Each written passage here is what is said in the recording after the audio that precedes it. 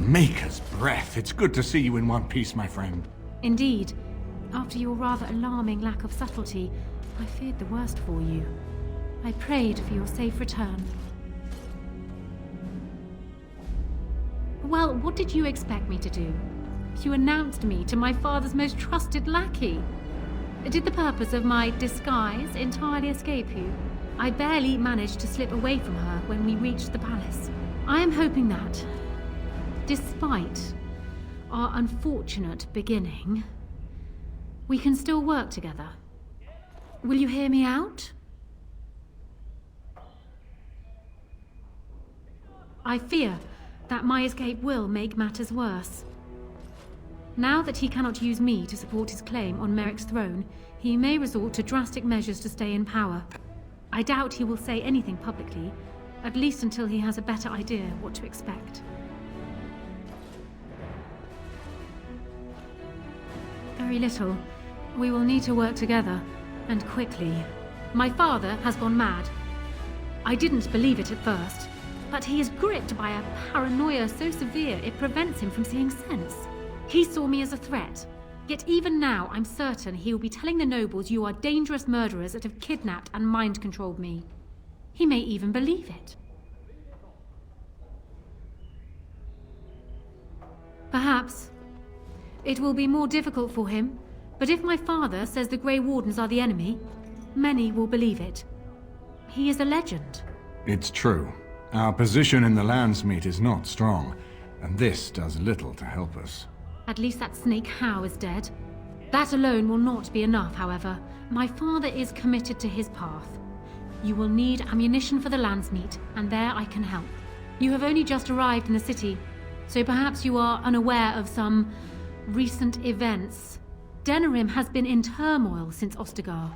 Many people here are angry or grieving. Strangely, the unrest is worst in the alienage. Few elves accompanied the army. They should have little reason to be upset, which means that Howe and my father must have given them reason. I don't know what is happening there, but I am certain my father has his hands in it. A useful lead, Honora, but you could have sent this information with your maid. That is true. I feared for my safety as Howe's prisoner. But to tell the truth, I sent Elena to you because I hoped we might join forces. You need that evidence for the Landsmeet, but you also need a stronger candidate for the throne. You need me.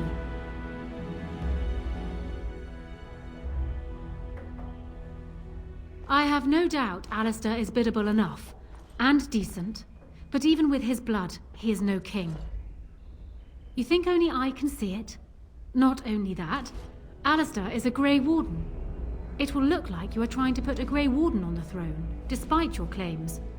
I am a neutral party, and I am already queen. Honora, you are indeed Kaelin's widow, but...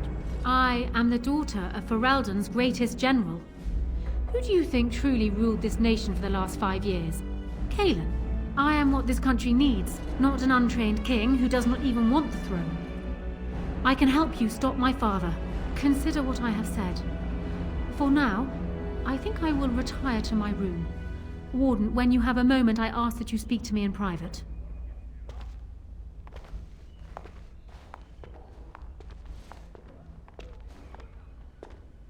Well, she's quite spirited. I remember when Loghain first brought her to Denerim. Poor Kaelin was a good boy, but Honora was always 2 steps ahead. Had him jumping when she snapped since the first time she batted her eyelashes. I cannot help thinking she may be trouble, but we should keep her close, all the same.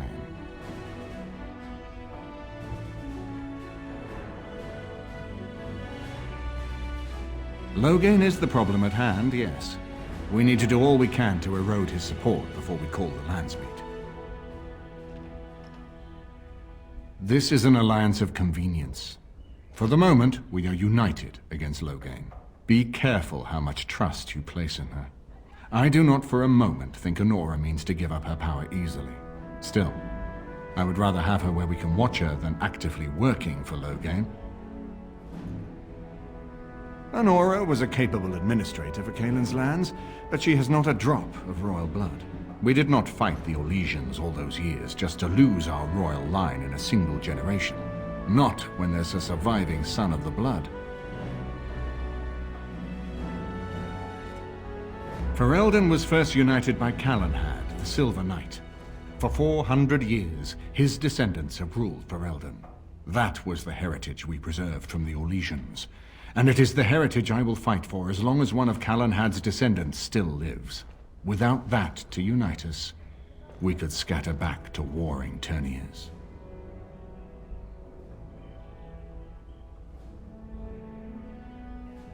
No, I don't, which I've told both of you on many occasions. If Honora's turned against Loghain, I say let her keep the crown. It looks better on her anyway. You're both wrong. With a few months of experience, Alistair will make a fine king. He knows how to lead troops to defend his land. He knows how to stand and fight for justice. He knows how to show compassion to those less fortunate, and how to trust to the Maker's guidance to know right from wrong. And he knows who to turn to for aid, should that training fail him. He will be fine. Are you serious? No, never mind. I don't even want to hear the rest of this. You two just keep talking about me. I'm gonna stand over here with my fingers in my ears. That would certainly solve a lot of problems, and put forth the strongest argument before the Landsmeet to remove Loghain from power. With Therin blood on the throne, and Honora's wisdom and popularity, Ferelden could present the most united front against the Blight. Unfortunately, the marriage would never happen unless they both agreed to it. And I suspect that might take a lot of persuading to get past her pride and his humility. We certainly have a great deal to plan. Maker knows what that man is capable of now. Of course, if I might make a suggestion, go speak with Honora. She will either be a powerful ally or a powerful enemy, and the sooner we know which she is, the better.